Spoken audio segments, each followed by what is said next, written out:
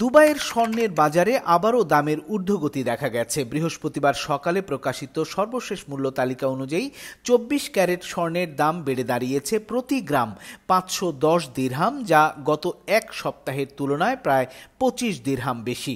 পাশাপাশি ২২ carat, ২১ carat এবং ১৮ carat স্বর্ণের দামও বেড়েছে। খালিজ টাইমস এই খবর দিয়েছে। খবরে বলা হয়েছে, বাজার বিশ্লেষকদের মতে এই ধারাবাহিক মূল্য বৃদ্ধির পেছনে রয়েছে কয়েকটি বৈশ্বিক কারণ।